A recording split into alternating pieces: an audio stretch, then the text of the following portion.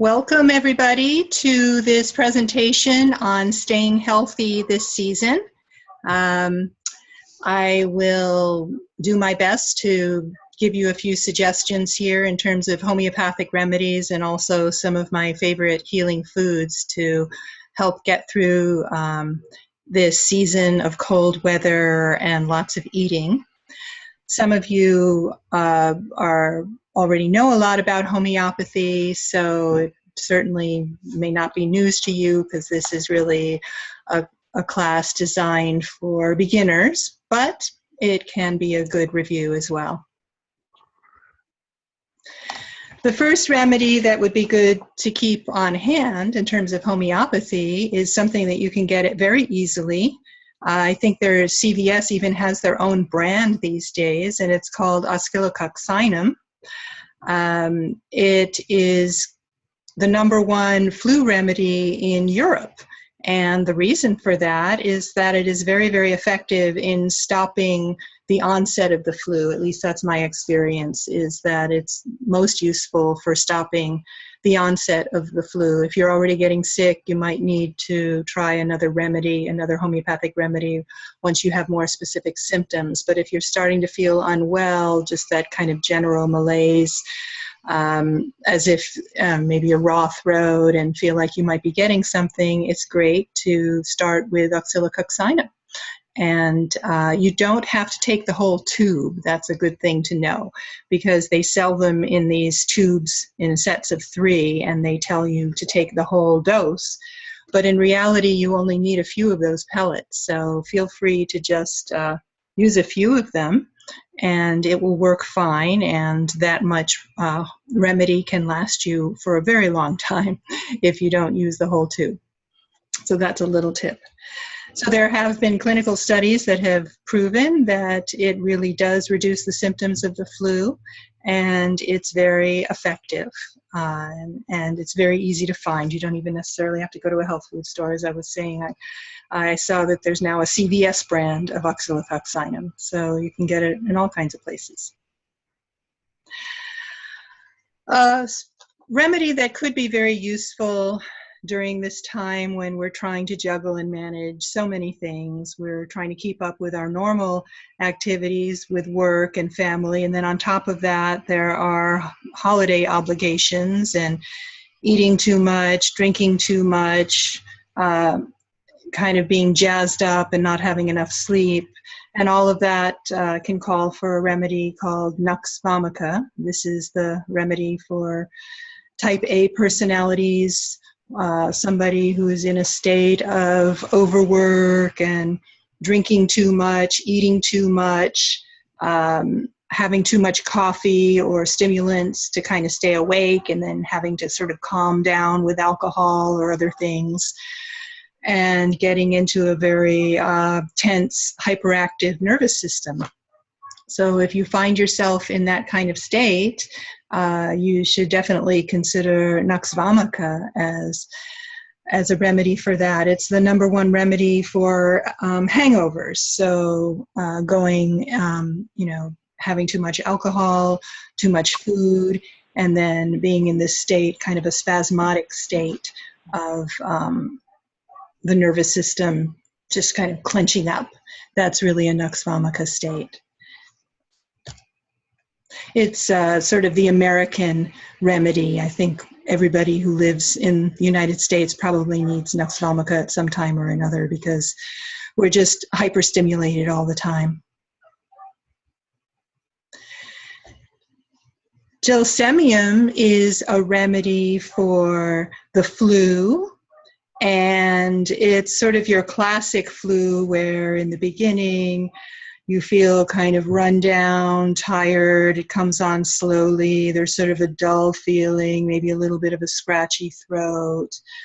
And then that dullness is really kind of a keynote of Gelsemium, along with chills going up and down the spine.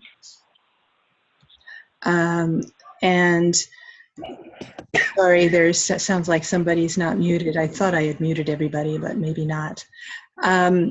So chills going up and down the spine, and perhaps feeling thirstless, and achy and really, really out of it. I think a keynote of the Gelsemium flu is also just feeling really out of sorts and like you can't get your brain to function. That's very much of Gelsemium. And it's the most common flu remedy, at least in climates such as the California climate. In more Mediterranean climates, we tend to get these Gelsemium type flus. So that's a good remedy to keep in mind and keep on hand if the Oscillococcinum is not working for you. Here's Pulsatilla.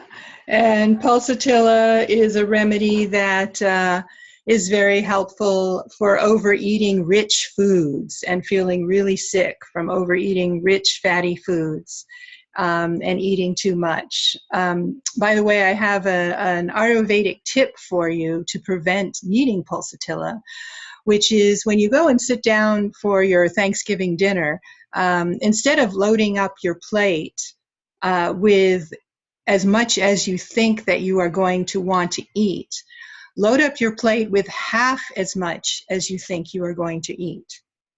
And then go around and taste everything and then really, really, really enjoy each of those foods.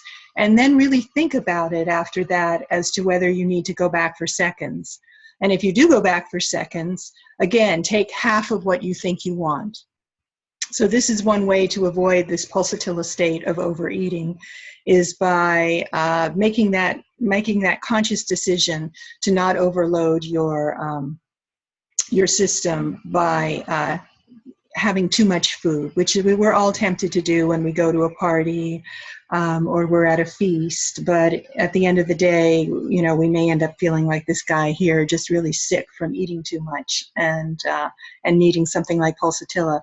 Another tip is to really keep your digestive fire healthy by drinking ginger tea. And when we get to the healing food section, you'll see that ginger is one of my favorite foods for this time of the year because of keeping warm inside during the cold weather and also keeping the digestive fire healthy and alive for these big kinds of meals that we tend to load down on at this time.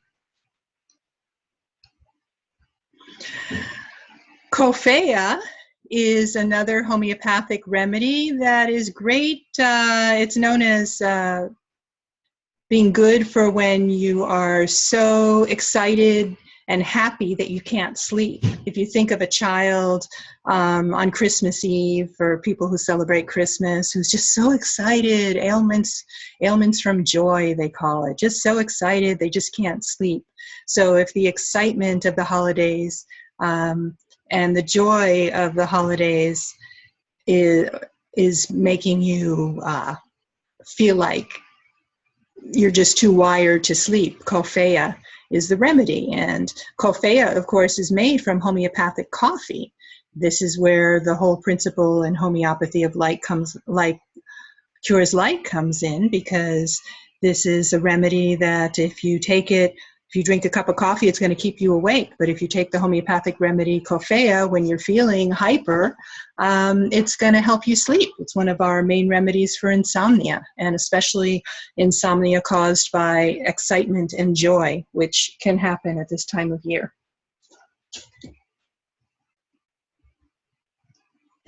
All right, so those were our homeopathic remedies that we can consider, 5 of them. There are, of course, many other remedies that you might need at this time of year, but it's a little bit of an introduction to some of the remedies that you might want to keep on hand. I think I'll just check for a minute and see if there are any questions, but I'll unmute everybody first. Does anybody have a question about what I talked about already before we move on? Willa, will you be letting us know how to make the ginger tea? Yes, I will. I'm going to go do that. Okay. And anybody else got a question? I have a question about the Oscillococcinum. Yes. You mentioned like it takes a few pellets instead of the whole vial. I actually buy the box, and the vials, the pellets are the really tiny ones. Right. Um, so this one, let me see the right way. It says actually that you can take it before the flu, or it's not necessary. I mean, you just take it when you have the symptoms. You can take it as soon as you feel, you know, sometimes for me, I feel kind of an energy drop before I get sick. Like I just don't feel so well and my energy drops. You can take it that soon. I wouldn't just take it if you're feeling fine. But before you start getting really sick is when it seems to be most effective. So when you just start the symptoms for like sneezing or like headaches, like you feel that you're gonna get it, like the body ache, something like that, is when you Well, start you taking. could take it at that point too as well. That's a little later on than what I'm talking about, but yeah, you could take it. You could take it at that point as well. Okay. Okay. Okay, Azucena. Anybody else have a question before we move on to food? Okay. So I'm going to mute everybody again, and then I will move on to the recipe section. See, I'll mute all and then unmute myself, I guess.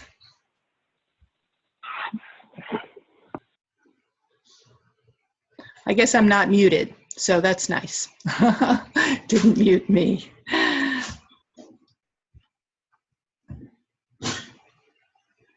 Oops. So here are some of my favorite healing food recipes for you all. Some of the main ingredients that I'm going to be discussing here, as I had said earlier, ginger is just a marvelous food for keeping warm during the cold months and also keeping digestion going during feasts. And ginger just has incredible healing properties. It's anti-inflammatory, so people who have arthritis or other kinds of aches and pains, ginger can help with that.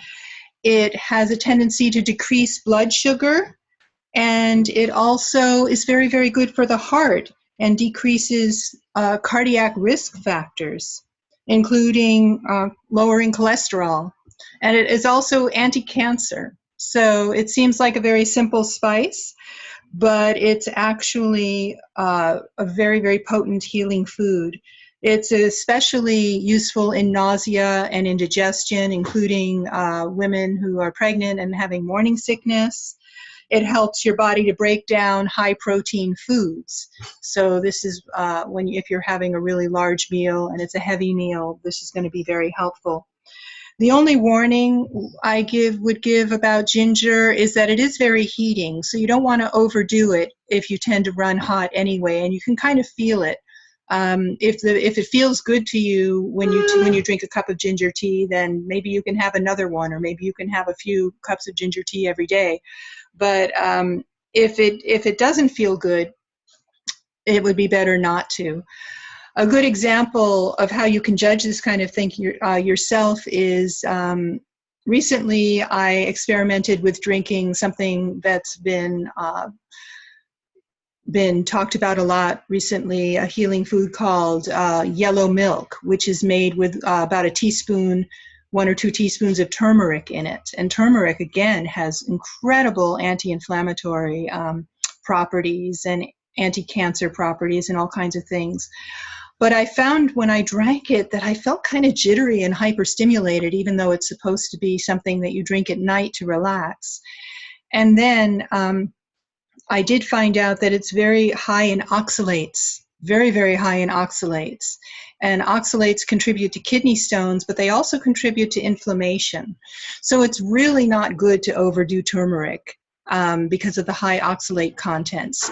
Some people are extremely sensitive to oxalates and have a very bad reaction to high oxalate foods. And you can now, if you Google it, you'll see that there are low oxalate diets and that sort of thing. So in a traditional Indian diet, people wouldn't get any more than a teaspoon of turmeric, in the curries and things like that from eating that kind of food every single day. But, to be taking large amounts of turmeric may not be a good idea. On the other hand, ginger does not have these kinds of oxalates and really helps with the digestion, which is one of the things that turmeric isn't necessarily for, not so much for digestion the way that ginger is. So I would just caution you to really check in with your body as to how ginger feels to you as you are drinking it or trying it in these diets that I'm going to talk about. So I'll go ahead and start talking about some of the recipes and give some more information about these foods as I go.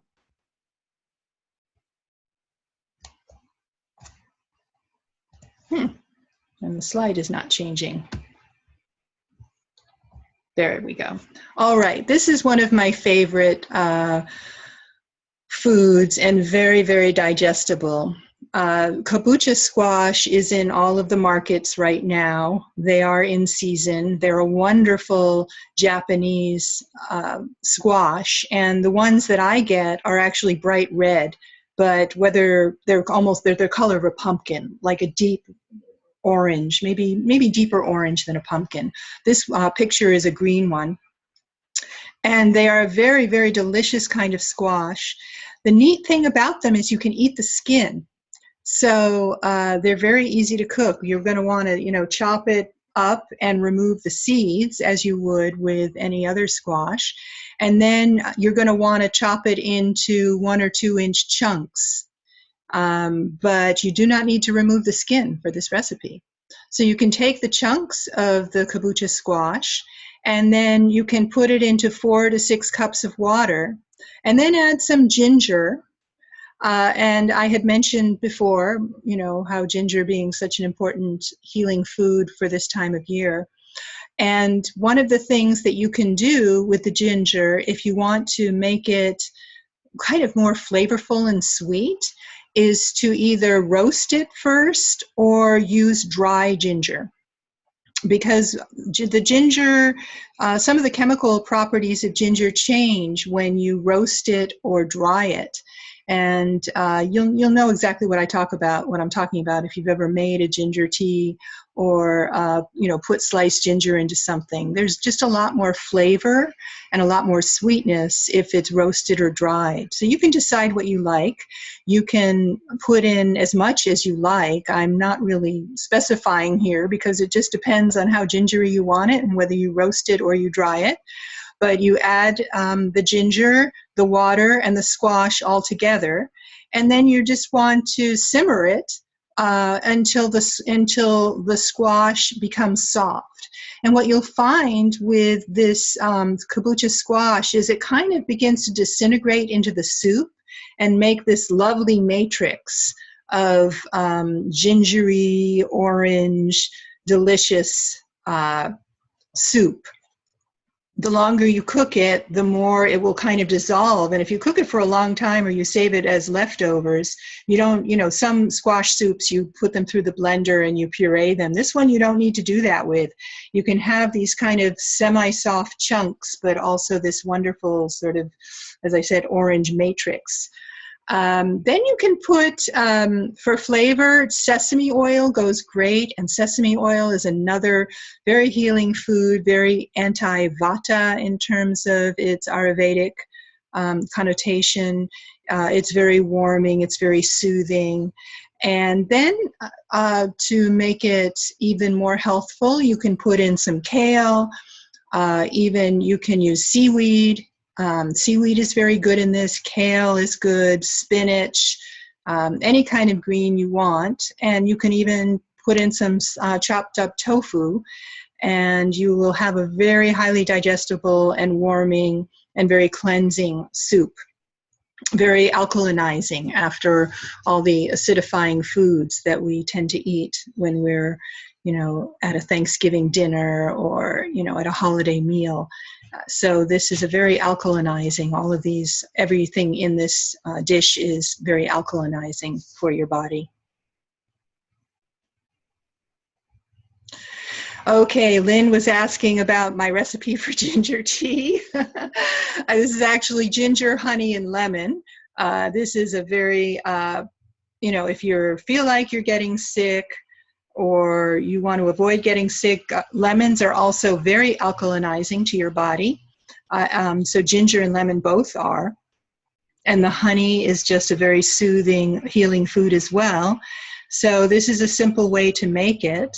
As I said before, I actually like the dry ginger or the roasted ginger. And a simple way to roast ginger is to take a cast iron pan and heat it up and slice the ginger very thinly, and then roast it on both sides. And as it roasts, you'll start to smell that, roasted ginger smell, and it starts to kind of soften and darken in color, and you can really see how the chemical structure is changing.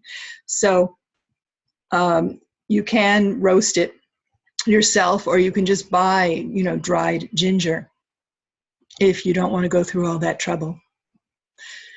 And of course, local raw honey that you put in after it's cooled down a little bit is a good way to go. All right, so this is this is my pitch for sauerkraut. Sauerkraut, it has way more probiotics in it than any probiotic pill that you could ever take. So in terms of keeping your digestion going well during big holiday meals, it'd be great to put out a bowl of sauerkraut for everybody and have everybody take a tablespoonful or so. So here's my recipe for sauerkraut. You take a cabbage, and of course you can multiply this and make more. You take a cabbage, and then you can add other veggies as well. Some that I always put in a little bit of beet. Now you can't put in a lot of beets because if you put in a lot of beets, it will put too much sugar in the ferment, and you might encourage yeast to grow instead of bacteria. Same with carrots, because they're both high sugar. But I generally put in beets, carrots. If you want it a little tastier and you digest onions well, you can put in onions. By the way, there are people that have a problem with digesting onions and garlic and some other foods. And if you're one of those people who's ever noticed that you have problems with onions and garlic, it's better just to avoid them.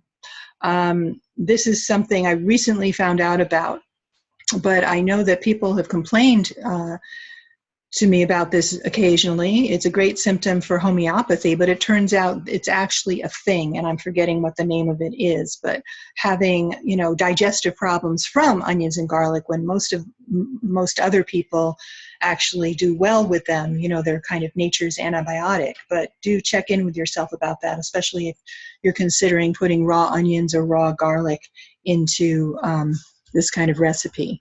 So fennel bulbs are great in this as well. Let's see, what else? Those are, pretty much my favorite things. You can also, for flavorings, use juniper berries, which are very traditional, caraway seeds, which are traditional. Ginger is great. Throw in some ginger there. And so for each cabbage, I use about a tablespoon of salt. And I also have a secret ingredient in mine, which if you're really going to get into making sauerkraut, and especially if you're a perimenopausal woman, I would consider using this product called Kinetic Culture, which is made by Joseph Mercola, who is a doctor who you can see his website, mercola.com. He sells a lot of products and gives a lot of information.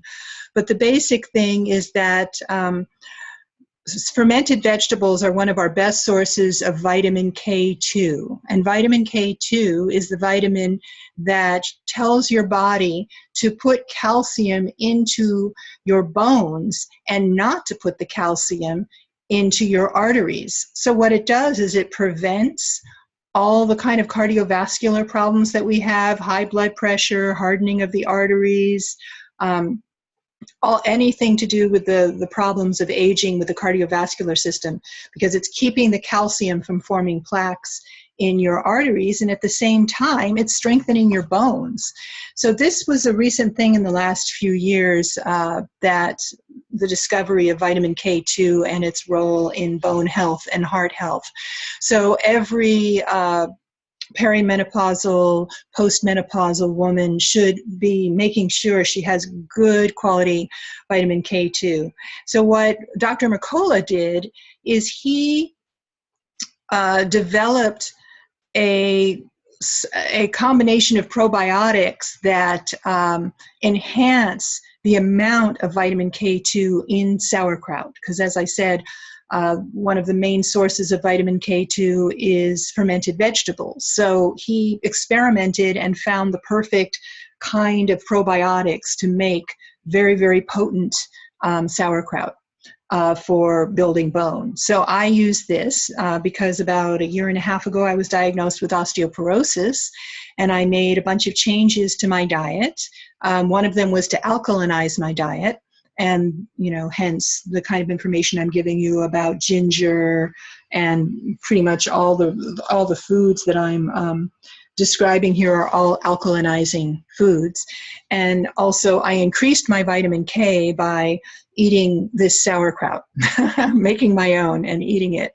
And I'm not a big sauerkraut fan, to tell you the truth. So for me, it really is medicine. But I do it. I make my sauerkraut. I also take a vitamin K supplement, but knowing that it's very potent in a food, I just have much more faith that my body knows what to do with it than taking a pill. So I had an incredible results from my the changes I made, in that after a year, I had a 4% increase in my bone density, and normally bone density decreases every year, and my doctor was completely amazed. And so eating this sauerkraut and alkalinizing my diet were two of the main dietary things I did. The third dietary thing I did was making a habit of drinking nettle infusion a few times a week, just for you to have the complete dietary side of things. I also did things in terms of exercise, but those were the main dietary things that I did. So anyway, back to sauerkraut. So you have what you're going to do is use the greater part of your, you need a food processor to do this, and you use the greater part, which I'm circling over here for you to see, and you grate up the cabbage, you grate up all the veggies, you add the salt, and then you massage it a little bit. You just get in there with your hands and massage it once it's got the salt on it. You can also add the culture at this point if you're using that, and you massage it until it gets a little bit bruised and a little bit wet. And then you stuff it into a mason jar. And I've made sauerkraut in so many ways. I had a big, huge crock from Germany that I used to make it in, and they have all these ways to release gas and this and that, but you really don't have to get so fancy, especially if you use the kinetic culture. What you want to make sure is that there is enough liquid at the top of the jar so that you are really able to submerge all of the veggies in it. And because of the drought here in California, when I've been making sauerkraut this summer, the veggies are just so dry. I actually have had to add some salted water, and that's what I do. I just mix up a little bit of the salt that I use, and I use, good quality Himalayan salt. I mix up a little bit of salt with water and then pour it on top, because you don't want to have any dry sections on top. And what you'll see, you also have to leave about that much space at the top of the jar at least I would say 1.5 inches or more at the top of the jar, because what happens is when it ferments, it expands and then it kind of contracts again. So you're going to, after you've made the sauerkraut and stuffed it into the jars, you're going to leave it on the kitchen counter for anywhere from 3 or 4 days, depending on the temperature in your kitchen, up to a week, 2 weeks, even longer, depending on how long you want it to ferment, but at least several days. And then you can always transfer it to the fridge when it gets to the sort of level of sour that you like. You also want to daily burp the jars a little bit. You want to unscrew the top and let any gas escape. I've never had sauerkraut explode on me. I've had kombucha explode on me, but never sauerkraut. But just to be sure, it is developing gases as it's fermenting. So you want to just unscrew the top of the jar before you, once a day as it's fermenting on the counter. Once it's in the fridge, of course, you don't need to do that. So I highly suggest making your own sauerkraut and using kinetic culture if you have any concern about osteoporosis and the strength of your bones.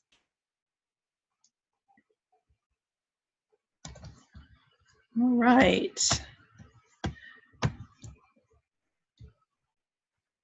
Is this my next slide? Yes. Okay. Raw pumpkin pie. This is something that I bring pretty much every year to the potluck that I go to. And even though I think nobody really knows it's raw, and I've had the fussiest teenagers who would never eat anything weird eat this and think it was delicious. It doesn't taste weird at all, but it's much lighter and much friendlier on your digestive system than normal pumpkin pie. And it just is very relaxing to eat this after eating a big cooked meal. I find it to really work and to taste really, really good. So the crust is really simple. You can soak about a 1/2 cup of dates.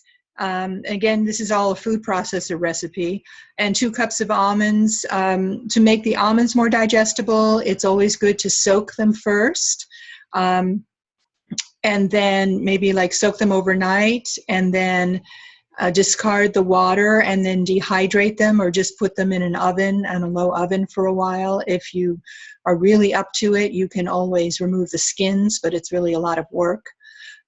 If you're not going to worry about that, just use the 2 cups of almonds as they are.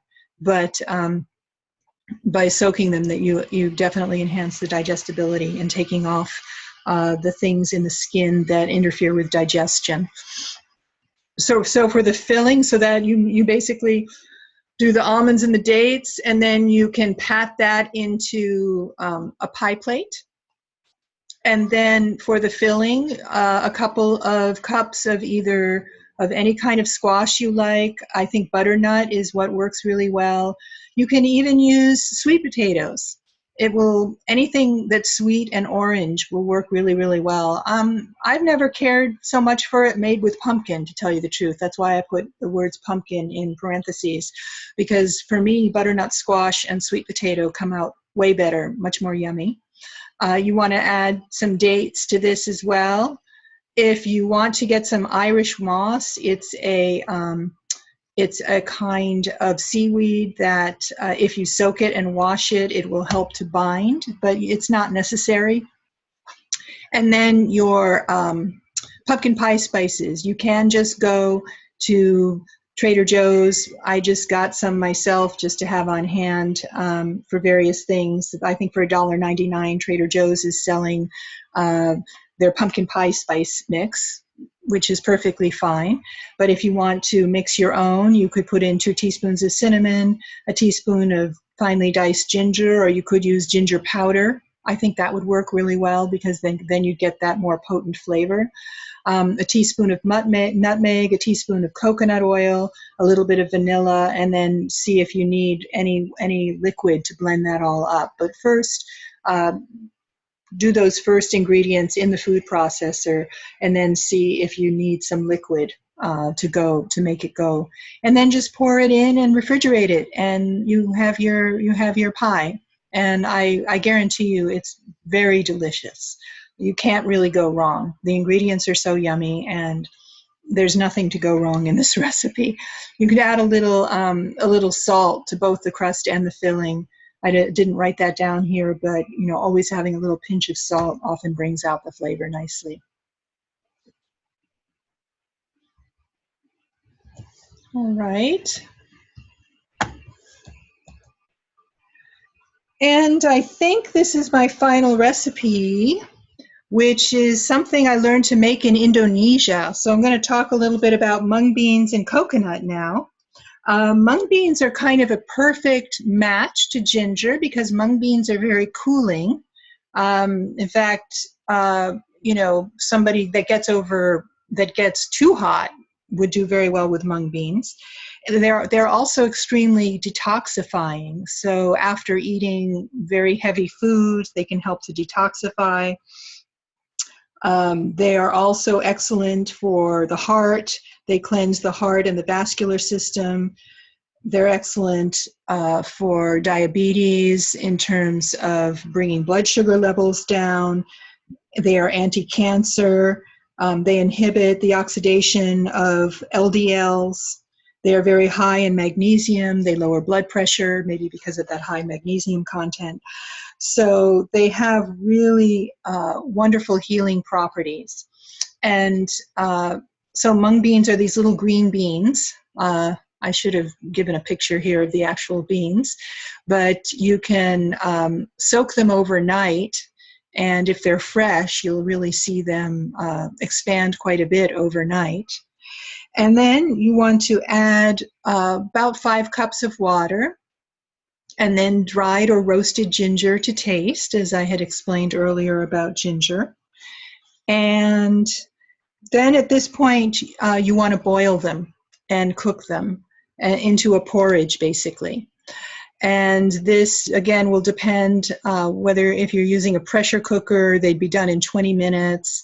If you're doing them on a stovetop, 45 minutes to an hour, probably, depending on how fresh the beans are. And you want to cook them until the beans kind of begin to split, or even longer if you like, but at least you should see that they split. And as long as you don't add the sugar ahead of time, they should split. So at that point, you want to add vanilla, and then a kind of sugar. Now, jaggery is my favorite kind of sugar. It's an Ayurvedic sugar that is made from sugar cane, but it's really the whole sugar, and it's very delicious. It's very, very deep brown color. It's got a ton of minerals in it and a lot of healing qualities. But you can also use coconut sugar or brown sugar. I mean, you could use any sweetener you want.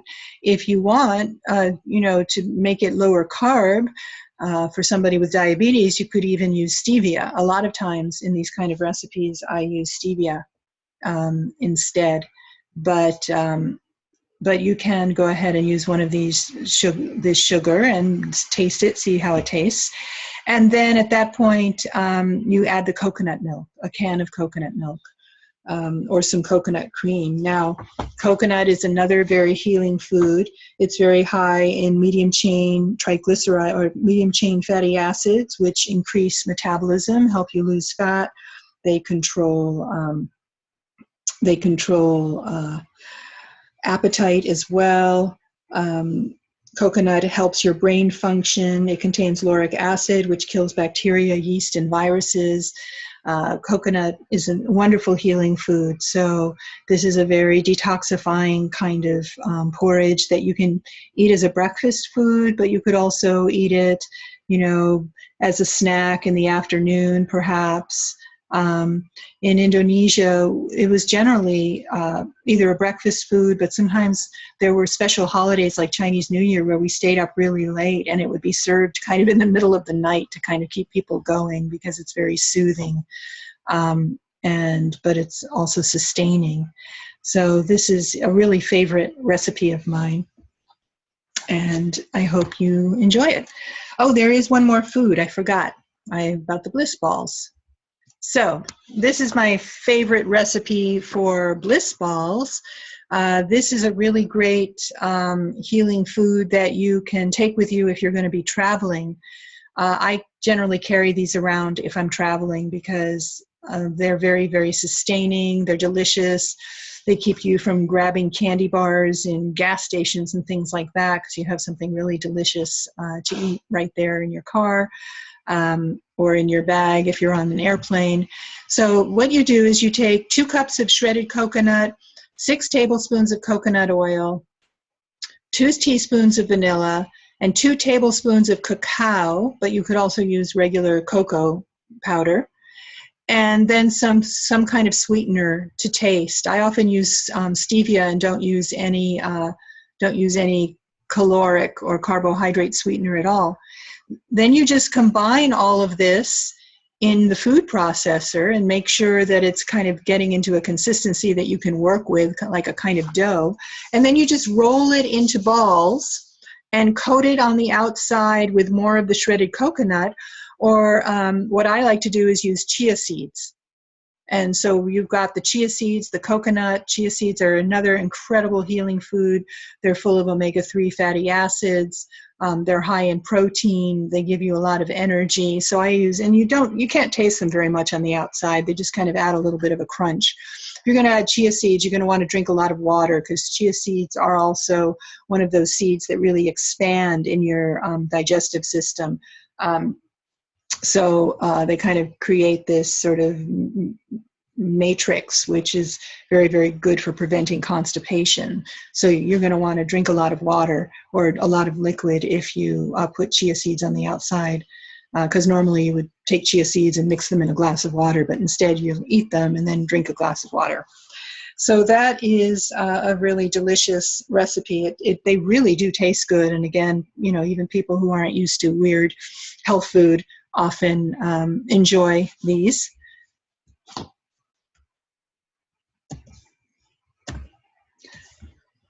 So that's the end of the presentation here. I hope that it helps you to enjoy your holiday season more.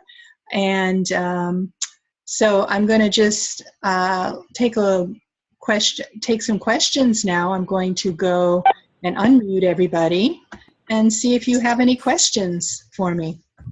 I have a question, Willa. Hi, is that Lauren?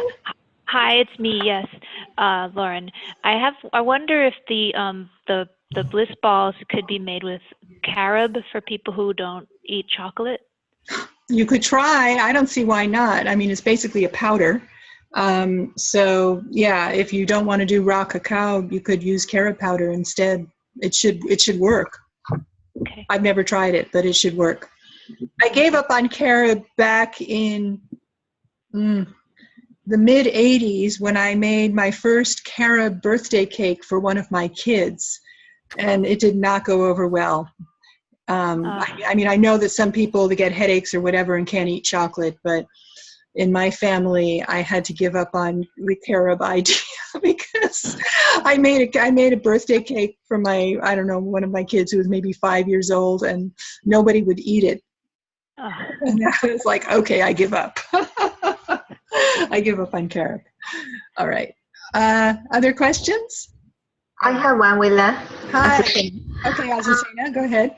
When you talk about the turmeric, you say it was high in oxidase and contribute to kidney stones, and you mentioned something else. Oh, no, they contain oxalic acid, which, and some people are very sensitive to oxalates. And it leads to a lot of inflammation and many, many things. Some people have a lot of trouble with oxalates and have to go on low oxalate diets, not just for kidney stones, but just because the oxalates can be highly inflammatory in the body. Okay. So on one hand, turmeric is an anti-inflammatory. On the other hand, it contains a lot of oxalates. And if you get a supplement which has the curcumins extracted, you might be fine. Okay. But in terms of the raw turmeric, some people, like I said, I've tried it a few times because I love the idea. Uh-huh. But I always get jittery and don't feel good after I have it. And I tried reducing the amount I put in of turmeric. Oh, And because I still, just felt weird. And so you have to listen to your body. That was my main point on that. okay. Yeah. Okay. Okay. Anybody else have a question or a comment? I have a question, Willa. It's Ruthana. Hi, Ruthana. Hi. So I have a question about the ginger. You were talking about the roasting or using dry. Yeah. Purely a taste preference, or is there a difference in the properties with the chemical changes? I think it's considered to be more hot when it's raw, although actually roasting it would add heat to it. So that might make it more hot. I'm not sure. It doesn't, from what I saw, it converts the gingerols in some way, but it doesn't seem to have an adverse effect on the healing properties from my understanding. Okay, and you also mentioned with ginger something about blood sugar. Were you saying regulating? Yes. Yeah, ginger, it actually lowers blood sugar. Yeah. Okay. Yeah, it has an effect of lowering blood sugar. It lowers cholesterol. And for a person who actually has low blood sugar, it's not such a great idea? Well, I don't think it has it's not like an extreme case where it's going to like drop your blood sugar. But continued use, I think, just helps your body metabolize sugars better. Okay, so regulating potentially rather than... Yeah. I wouldn't worry about it. Or just have a little extra honey with it or something. And I have one other question with the Bliss balls, just on a personal preference. I do not like coconut. Is there any substitute you could think of that would work there? Well, for the recipe I gave was like a major coconut. It was almost all coconut. So I think there are other kinds of Bliss balls that are made with nuts and dates, for example. Right. Very similar to the pie crust.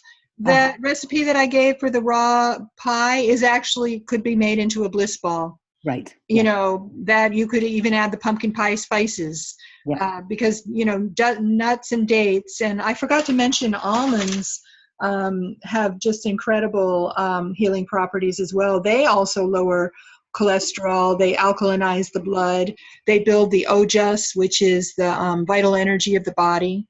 So almonds are incredible. You can do that raw crust recipe with pecans, would taste good. You could use cashews, but I think the most healing of the nuts and the most alkalinizing of the nuts is almonds, and has the most healing properties, which is why I chose almonds. But really, any nut ground up with a bunch of dates is going to make a Bliss ball for you. Yeah, thank you. You're welcome. Anybody else? I have a question, Willa. Hi, Lynn. I'm curious about the Irish moss for the raw pumpkin pie. Yeah. That's a seaweed gelatin? It's a seaweed, yeah, and you have to clean it really well. I haven't loved using it before. I've tried it. You really have to soak it and rinse it to get rid of the seaweedy flavor. But, it is, again, going to be very alkalinizing and good minerals because it's a seaweed. So does it come in other words, there's something in macrobiotics, it's agar-agar called content, and it's a seaweed. Yeah, agar-agar is another, you could experiment with agar-agar. That's something from Indonesia. That's a seaweed extract, but the Irish moss is actually sold as, the way I've seen it in the health food stores where I've gotten it, it's actually like this dried seaweed stuff. Right. I think I've seen it, and somebody had a package of it, and I was curious to know how they actually were going to use that. Yeah. So do you chop it up into little bits? Well, you would soak it until it was really soft and then rinse it. And then put it in to blend with the rest of your pumpkin pie ingredients so that it gets, pureed. Oh, okay. Right along with the pumpkin and everything else. Yeah. Oh, okay. And the dates and the pumpkin. It's just one more of those things that gets chopped up. All right. Thank you. You're welcome. Anybody else?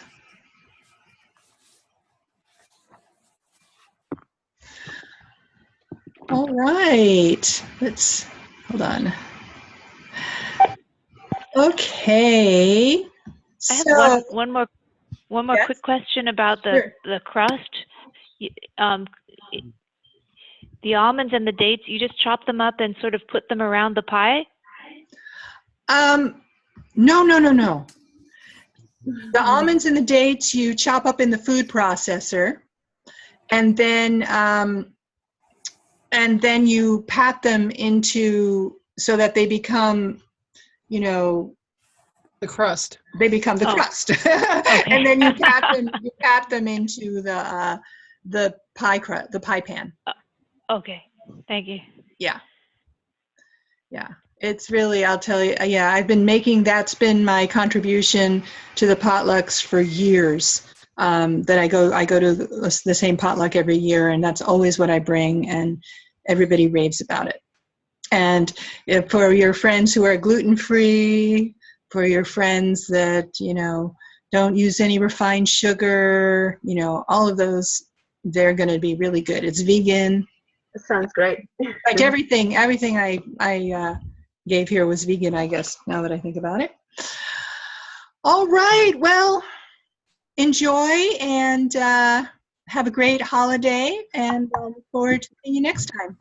Well, can I ask one last one before you go? Sure, Jack. Go ahead. Okay.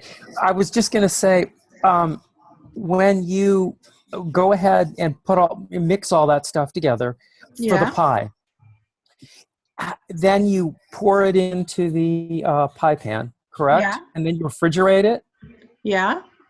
How long does that take? Well, no, usually? you don't have, you pour you mean the crust and the No, go ahead. No, first you do the crust. Yeah. And pack it into the bottom. Yeah. Then you would pour the other ingredients in on top, correct? Right. After you would process them. How long does it take for them to firm up?